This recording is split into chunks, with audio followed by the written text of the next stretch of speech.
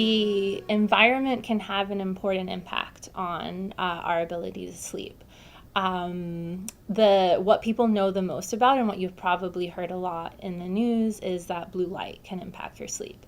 So if you have very bright lights in your home, if you like to look at your phone before you go to bed, check email, or even watch TV or Netflix, these are all things that are going to actually reduce your ability to fall asleep. So blue light at night and in the bedroom is really bad for sleep. We see that across the lifespan. So from children to adults to older adults. Another aspect of the environment that has a strong effect on our ability to fall asleep is temperature within the temperature in the bedroom. So you'll see a lot of recommendations to reduce the temperature in the room. Because when it's too hot and stuffy, and as I'm sure a lot of people can probably think back to in the summer, if your air conditioning's broken, that affects your ability to fall asleep. It's a lot harder to do that. So temperature is another big one. Sound is also something that can impact our ability to fall asleep. If you hear a lot of loud noises, if you hear a lot of things out in the street, that it obviously affects your ability to fall asleep. And then finally, just the air quality and even some of the scents in the room. So there's some research that if you have the smell of fresh linen, it's actually something that you find very comforting and can help you fall asleep. Although that is a little bit less substantiated than some of the other environmental impacts.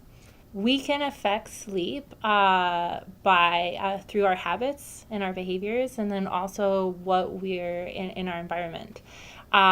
So by maintaining healthy habits, by making sure that we don't have things that are distracting us from sleeping in the environment, in our bedroom, and by maintaining a healthy, a regular schedule with sleep, by making sure that we do healthy things during the day, such as exercising, making sure we're eating right, as well as just going outside and getting some exposure to sunlight, since that is incredibly important for resetting our biological clock so that we feel sleepy at night. So reducing the amount of blue light. So take out the TV. If you have to have your phone, maybe have it away from your bed. Also making sure that you have a cool environment in the bedroom, as well as, you don't have a lot of noise. So maybe if you want to get like a white noise machine or something, some sort of relaxing nature sounds, that's something that can also help sort of block out some of that noise from the outside. Some other kind of quirky things that you could be doing is, so while your environment is cool, actually warming your feet a little bit. So wearing socks. It seems like a little funky, but it's something that some research has shown that by warming your feet a little bit, that this can help you fall asleep faster. But really a lot of the important things that you can be doing are behavioral changes. So having a good bedtime routine. So sort of following the same routine. So you're sort of training your brain to sort of recognize the cues of when it's time to go to bed. Also having a consistent bedtime. And what can be hard for a lot of people is that this is on both weekdays and on weekends. Because when we have a lot of fluctuations and when we go to bed, again, your brain doesn't know when it should begin to get tired.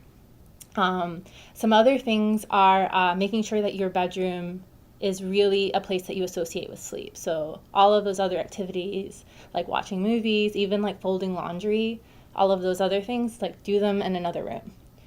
Really focus on sleeping in the bedroom. And